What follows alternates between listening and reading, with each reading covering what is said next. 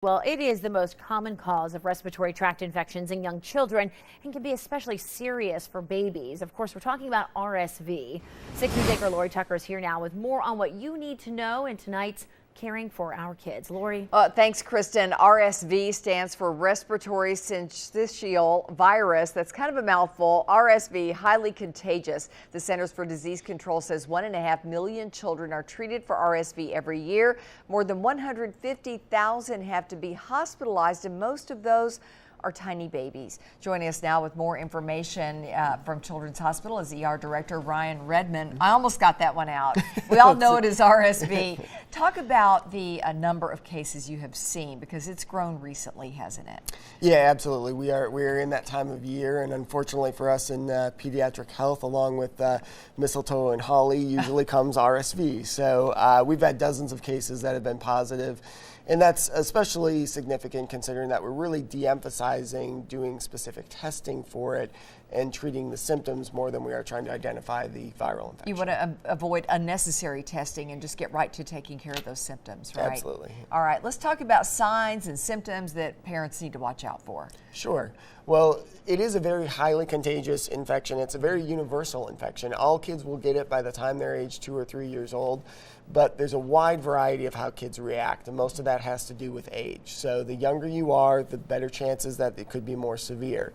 The symptoms are largely going to be the same: runny nose, cough, fever, some of your common cold symptoms. But in the under 6 months of age, we worry more about respiratory difficulty, respiratory distress, and decreased feeding. So just kind of keep your babies at home when it's cold outside, when these cases start to pop up again? Absolutely. You want to do your regular viral precautions, really good hand washing. If you do start to develop symptoms, we've tried a lot of different things with things like breathing treatments and different kind of antiviral medications. Yeah. We've since found that those don't really work all that well. The most important thing is keeping that nose as clear as possible. So the good old saline and bulb suction works wonders often. Keep them away from crowds, maybe. You can tell I'm kind of obsessed with that when my kids were little. Are there complications for RSV for other respiratory diseases?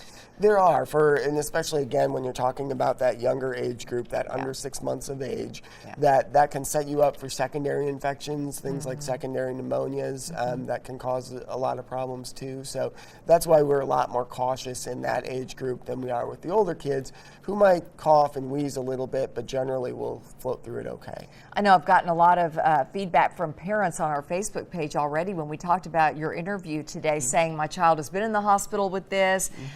When should you take your child to the ER? The biggest thing that we look at is going to be any increased work of breathing. So you're going to notice faster breathing, noisier breathing, and then also in the younger ones, decreased feeding. If they are making a choice between eating and breathing, they're choosing breathing. That's the right thing to do, but that means that they need to get seen because that's severe enough. Huge red flag. All right, doctor, thank you so much as always for being with us. Great advice. And if you have questions about your child's health, just send me an email. Here's the address, ltucker@wate.com, and be sure to tune in every Thursday here on 6 News at 5:30. We love to get your questions, and we will use them on the air.